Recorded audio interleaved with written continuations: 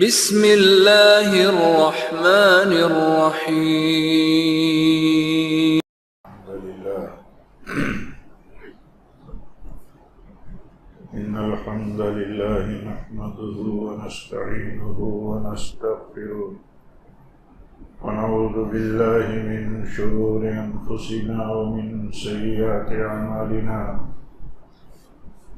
من يهده الله فلا مضل له ومن يضلل فلا هادي له وأشهد أن لا إله إلا الله وحده لا شريك له وأشهد أن محمدا عبده ورسوله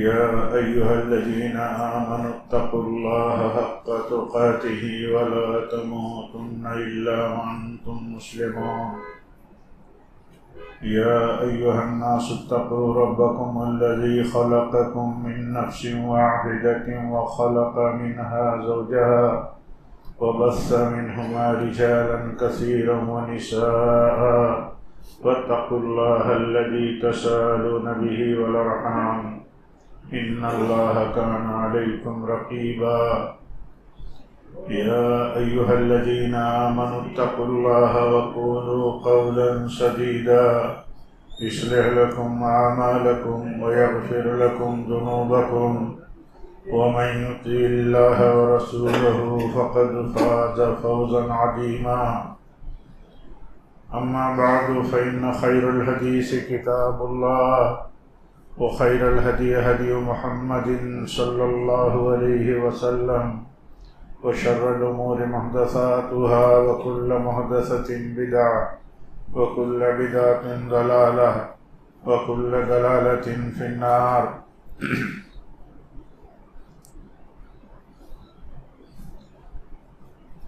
أعوذ بالله من الشيطان الرجيم ومن يشاقق الرسول من بعد ما تبين له الهدى ويتبع غير سبيل المؤمنين نوله ما تولى ونصله جهنم وساءت مصيرا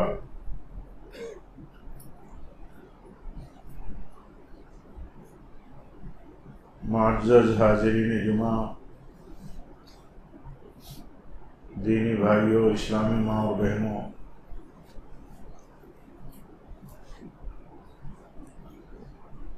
سب سے پہلے تو ہمارا یہ کنسپٹ، ہمارا یہ موقف بہت کلیئر رہنا چاہیے کہ دین اللہ کی طرف سے ہے اور وہی دین اللہ کو قبول ہے جو اس نے اسلام کی صورت میں ہمارے لیے بھیجا ہے، نازل کیا ہے۔ اللہ کے نازل کیے ہوئے دین کے سوا جو چیز بھی دین بنا لی جائے گی وہ اللہ تعالیٰ کے ہاں قبول نہیں ہو سکتی۔ ایک موٹا سا مسئلہ ہے اور بہت آسان مسئلہ ہے، بحیثیت دیندار، بحیثیت مسلمان، بحیثیت اسلام کی طرف نسبت رکھنے کی بنیاد پر ہر ایک کا یہ سوچنا کلیئر رہنا چاہیے کہ دین اللہ کی طرف سے اللہ نے نازل فرمایا ہے، اپنے نبی صلی اللہ علیہ وسلم پر مکمل فرمایا ہے۔ اللہ کے دین پر کیسے چلنا ہے، اللہ کیسے چاہتا ہے، اس کو اللہ تعالیٰ نے اپنے نبی کو بتایا، اپنے نبی کی زندگی میں اپنے دین کو ان کی زندگی میں اسوہ کی حیثیت سے ڈھال دیا کہ اللہ تعالیٰ کا دین ہے، اس دین پر اسی شکل میں چلنا ہے۔ جس کا یہ کنسپٹ کلیئر نہیں ہوگا وہ کہیں بھی بہک جائے گا، کہیں بھی بھٹک جائے گا، کہیں بھی کوئی اس کو گھما دے گا۔ بہت ساری چیزیں ایسی ہوتی ہیں جن کا تعلق جذباتی ہوتا ہے، جذباتی۔ آدمی کا دل نہیں کہتا کہ وہ جذبات کے سوا کوئی چیز مان لے، لیکن حقیقتیں اور سچائیاں جو ہوتی ہیں وہ جذباتیت سے ہٹ کے ہوتی ہیں، اکثر ہٹ کے ہوتی ہیں۔ جیسے اللہ کے نبی صلی اللہ علیہ وسلم کی وفات آپ کی وفات کیا کسی کو پسند تھی؟ کسی صحابی کو، کسی صحابیہ کو کیا یہ بات گوارا تھی کہ آپ کی وفات ہو جائے، آپ کو دفن کر دیا جائے، آپ کی قبر بنا دی جائے، آپ ہمارے بیچ سے اٹھا لیے جائیں؟ کسی کو گوارا نہیں تھا۔ لیکن موت تو اٹل ہے، موت تو سارے انبیاء کو آ گئی۔ آپ بھی اللہ کے نبیوں کے سلسلے اور رسولوں کے سلسلے کی ایک آخری کڑی تھے۔ آپ نے فرمایا کہ میں نبوت کی عمارت کی آخری اینٹ ہوں، مجھے وہ آخری اینٹ کی حیثیت سے اللہ تعالیٰ نے اس نبوت کے قلعے میں لگا دیا، اب میرے بعد کوئی نبی نہیں۔ لیکن کیا یہ چیز قبول تھی؟ اگر صحابہ کرام میں یہ بات کہہ دی گئی کہ آپ کی وفات نہیں ہوئی ہے، آپ کو موت لاحق نہیں ہوئی، تو وہی تو وہ چاہتے تھے، لیکن وہ حقیقت کے خلاف بات تھی۔ ایسے ہی دنیا میں بہت ساری ہمارے بیچ میں ایسے اعمال، ایسے طریقے چلتے ہیں جن کی بنیاد جذباتیت کے سوا کچھ نہیں ہے، بلکہ حقیقت اور سچائی کے خلاف ہے، لیکن مسئلہ جذباتی ہے۔ اس لیے آدمی جذباتی بات کے خلاف کچھ سننا نہیں چاہتا۔ نبی صلی اللہ علیہ وسلم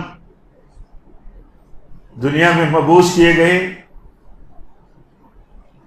آپ کو نبی بنا دیا گیا، نبوت کا دور ختم ہو گیا، آپ کی وفات ہو گئی۔ نبی صلی اللہ علیہ وسلم کی وفات ہو گئی، آپ کو آپ کے اس حجرے میں، یعنی ام المومنین عائشہ کا حجرہ جو کہا جاتا ہے، اسی حجرے میں وفات ہوئی آپ کی، اور اللہ کے قانون کے مطابق کی انبیاء کی جہاں وفات ہوتی ہے وہیں انہیں دفن کیا جاتا ہے، آپ کو وہیں دفن کر دیا گیا۔ صحابہ کرام نے اپنے ہاتھوں سے دفن کیا آپ صلی اللہ علیہ وسلم کو۔ یہ تو ہمارے جذبے کی بات ہے کہ اللہ کے نبی کی موت نہ مانو، لیکن حقیقت یہ ہے کہ آپ کی موت نہیں ہوئی تو کیا صحابہ کرام نے آپ کو زندہ دفن کر دیا؟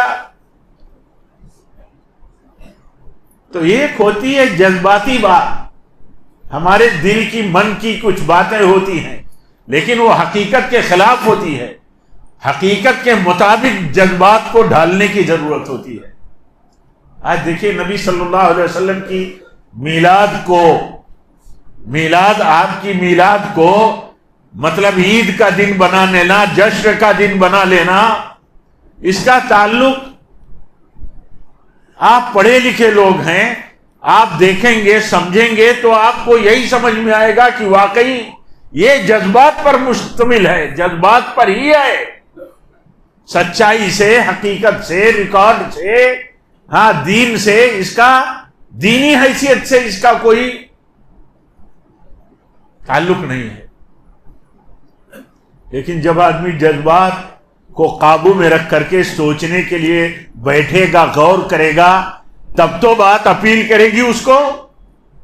بس اگر ایک ہی جذبہ رکھے گا کہ نبی صلی اللہ علیہ وسلم کے میلاد کو، آپ کی تاریخ پیدائش کو جشن کا دن، عید کا دن کیوں نہ بنا لیا جائے، تو جذبات میں اپنا بھی رہے گا، جذبات کی رو میں نوجوانوں کو بہائے گا، کمیونٹی کو بہائے گا، لوگوں کو بہائے گا، لوگ جذبات میں ہی آ جائیں گے۔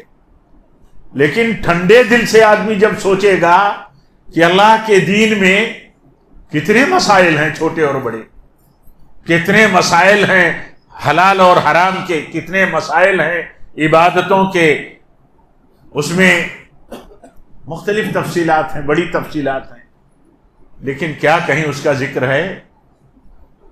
اللہ کے نبی صلی اللہ علیہ وسلم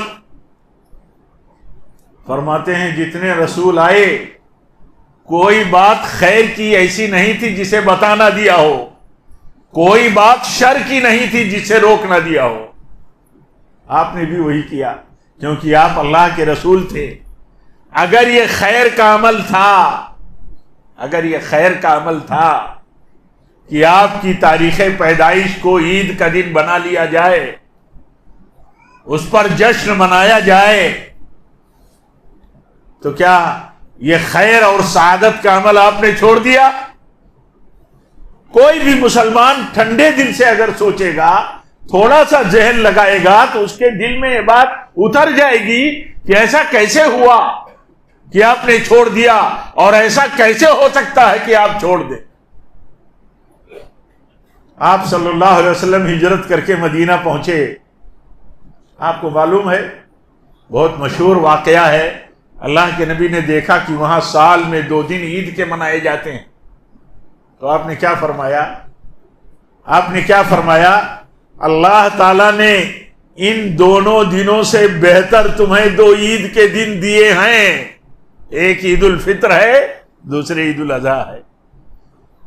2 عیدیں اللہ تعالیٰ نے، یہ جو 2 عید تم مناتے ہو جاہلیت سے سلسلہ چلا رہا ہے، ان سے بہتر 2 عیدیں اللہ تعالیٰ نے تمہیں دی ہیں سالانہ، ایک عید الفطر ہے، دوسرے عید الاضحیٰ ہے۔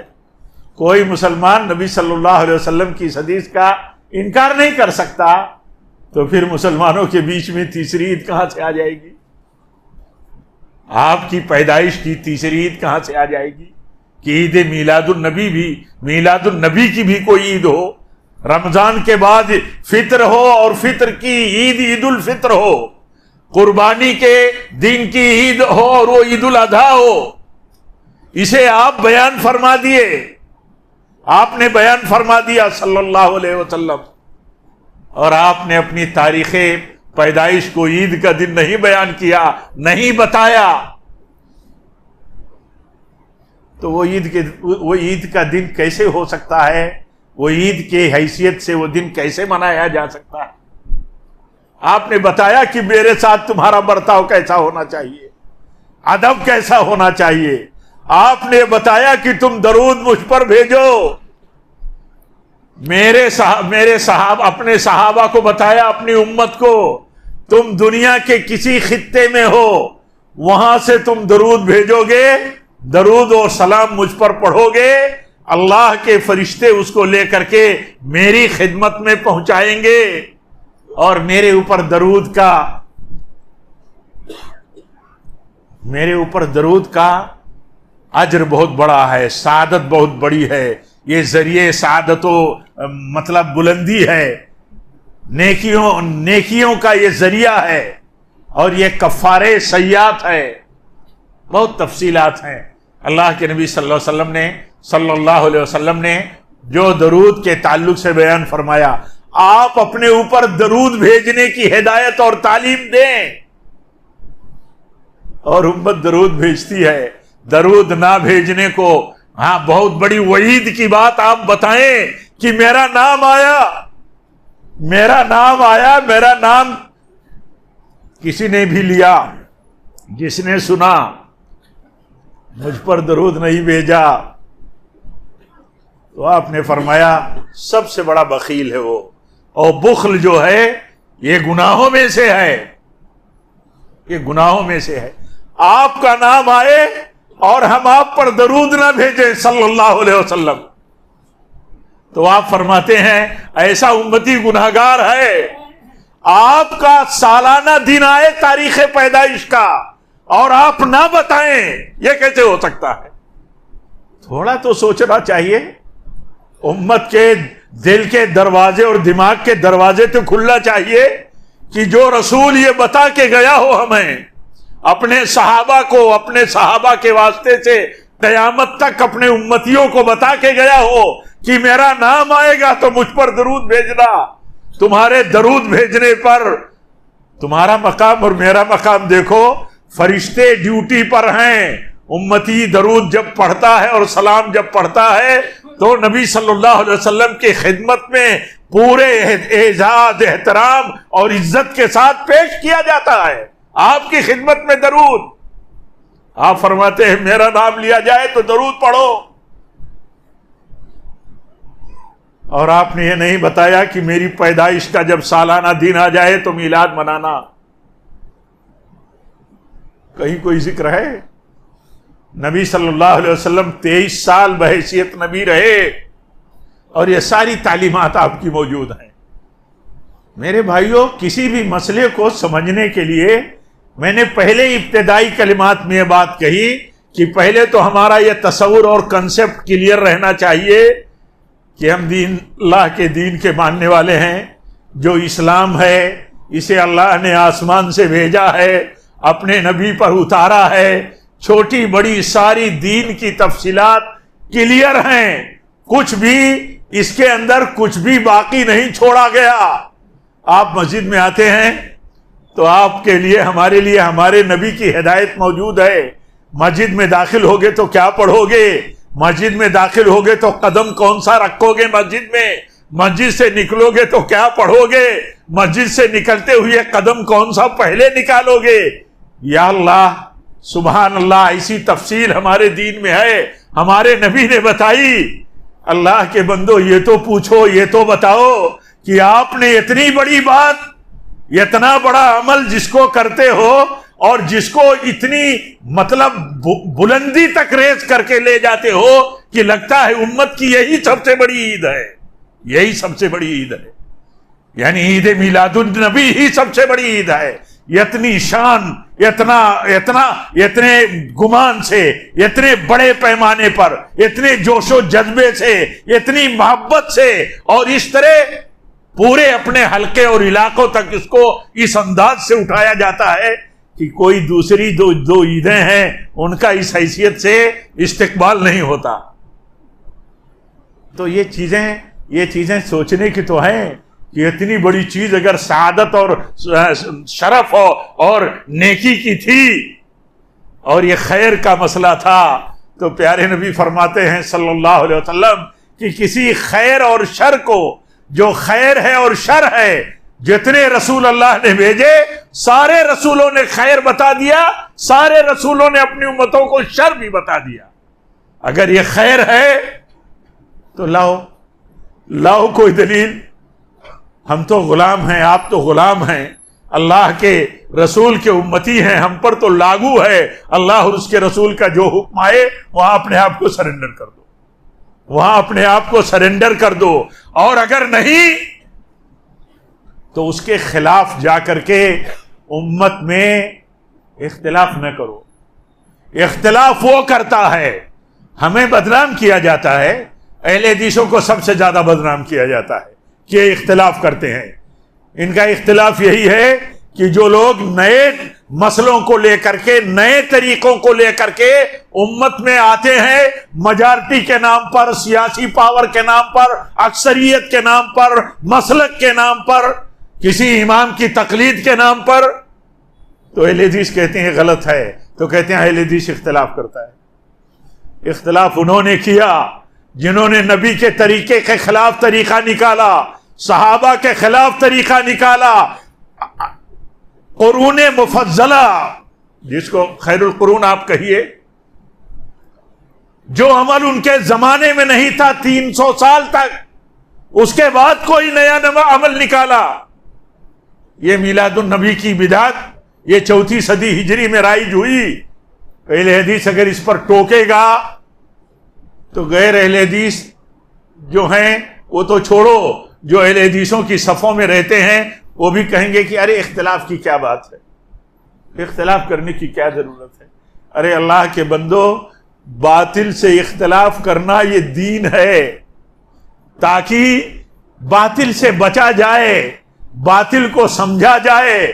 کوئی کام ہے نیکی سمجھ کے کیا جاتا ہے, اور ہے وہ نیکی کا کام نہیں. نیکی کا کام ہوگا تو اس کی دلیل ہوگی, نیکی کا کام ہوگا تو سنت ہوگی, نیکی کا عمل ہوگا تو سنت میں اس کا ثبوت ہوگا, نیکی کا عمل ہوگا تو کم سے کم صحابہ نے کیا ہوگا. اگر انہوں نے بھی نہیں کیا, تاریخ میں, اس دور کی تاریخ میں, چاروں اماموں تک کے دور تک آپ میں کتنی بڑی تعداد ہے امام شافعی رحمۃ اللہ علیہ کی طرف نسبت اور تقلید کرنے والوں کی. ذرا دیکھو ان کی تاریخ اور ہسٹری اٹھا کر کے, کیا کیا انہوں نے بھی نبی صلی اللہ علیہ وسلم کی میلاد کی کوئی بات کہی ہے. لیکن جو آ گیا اس جذبات کے رو میں, وہ شافعی ہو, حنفی ہو, کچھ بھی ہو, ہاں بس وہ میلاد ہے نبی صلی اللہ علیہ وسلم کی. یہ تو بہت بڑا کار ثواب ہے. تو کار ثواب سمجھنا یہ دین کا کنسپٹ نہ سمجھنے کی وجہ ہے اس عمل کو جو عمل دین میں ثابت نہیں ہے. اگر آپ سے کہا جائے ہر بدعت نیکی کا کام ہے تو آپ سنو گے؟ اللہ کے نبی فرماتے ہیں ہر بدعت گمراہی ہے. اور اگر کہا ہے کوئی کہ ہر بدعت نیکی کا کام ہے تو امت نہیں سنے گی. لیکن اگر بدعت آ گئی امت میں اور کہا جائے کہ یہ بدعت ہے، بدعت گمراہی ہے، تو کہے گی ارے کیا بدعت آپ کرتے ہو، کیا بدعت آپ کرتے ہو. آخر بعد میں آنے والا وہ عمل جو نبی صلی اللہ علیہ وسلم اور آپ کے صحابہ کے ہاں نہیں تھا اور دین کی شکل میں آ گیا، تو یہ کہنا فرض ہوا کہ نہیں دین کے ذمہ داروں کا، علم والوں پر یہ فرض ہوا کہ نہیں کہ بتائے اپنے بھائیوں کو، امت کو کہ نہیں یہ دین نہیں تھا. دین وہ تھا جسے اللہ کے نبی صلی اللہ علیہ وسلم پر اللہ نے کمپلیٹ کر دیا. اس سے اختلاف نہیں کر سکتے، اس سے اختلاف نہیں کر سکتے. اس لیے ایک ذمہ دار امتی کا یہ فرض ہے، ایک سمجھدار امتی کا یہ فرض ہے. اگر وہ دین پر چلتا ہے، ہم اللہ کے بندے، اللہ کے نبی کے امتی، ہم اللہ کے گھر میں عبادت کے لیے ہاں جمع ہیں، جمعہ میں حاضر ہیں، تو کیا ہمارا یہ فرض نہیں بنتا ہے کہ آخر جمعہ کی نماز میں ہم حاضر کیسے ہوں گے، اس کے آداب کیا ہیں، اس کے طریقے کیا ہیں، اور اسی میں اگر کوئی نئی شکل نکال لے اور پھر وہ شکل عام ہوتی چلی جائے، پھر اس کی جڑیں گہری ہوتی چلی جائیں، تو کیا آپ سمجھتے ہیں کہ اس کا بتانا امت کے علماء پر فرض نہیں ہے کہ یہ نئی چیز ہو گئی؟ جمعہ کے دن اور جمعہ کے اعمال، ہدایات، آداب کے خلاف نیا طریقہ نکال لیا گیا. یہ بھی بہت بڑی مشکل ہے ہمارے سامنے، آپ کے سامنے، کہ غلطیوں پر ٹوکا جاتا ہے تو کہا جاتا ہے غلطیوں پر کیوں ٹوکا جاتا ہے؟ اللہ تعالیٰ کا طریقہ دیکھیے، اپنے نبی کا طریقہ دیکھیے. اللہ کے نبی اپنے ہر خطبے میں فرمایا کرتے تھے کل بدعت ضلالہ، ہر بدعت گمراہی ہے. اور بدعت سے دین نہیں آتا، تزکیہ نہیں پیدا ہوتا، دین کی صلاحیت، قوت نہیں پیدا ہوتی.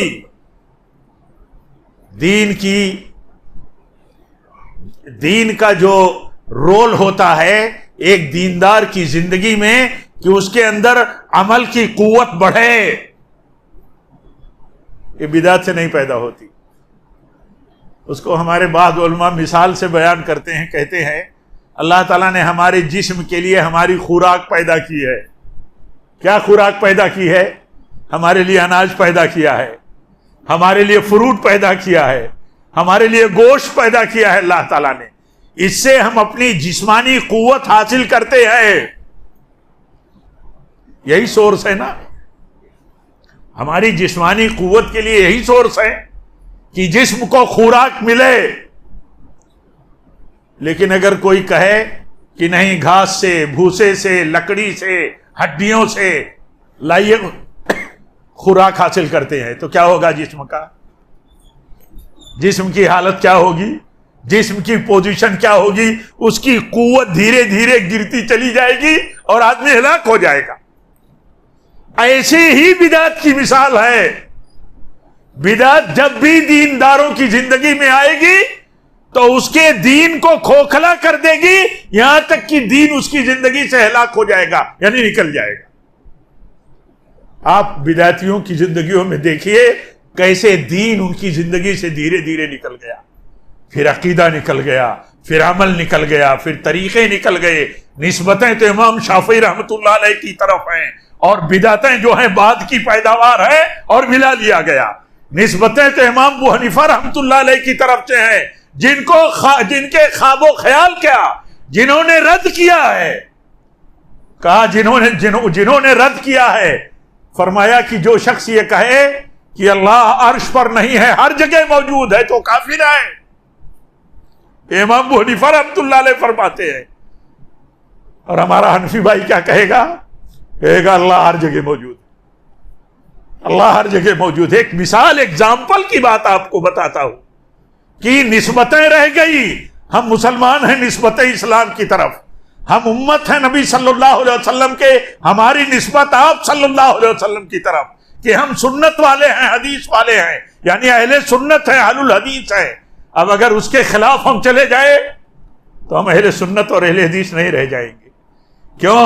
اہل حدیث ہیں تو حدیث سے ثبوت ہونا چاہیے، سنت ہیں، اہل سنت تو اس لیے ہیں کہ ہمارا عقیدہ و عمل سنت کے مطابق ہے۔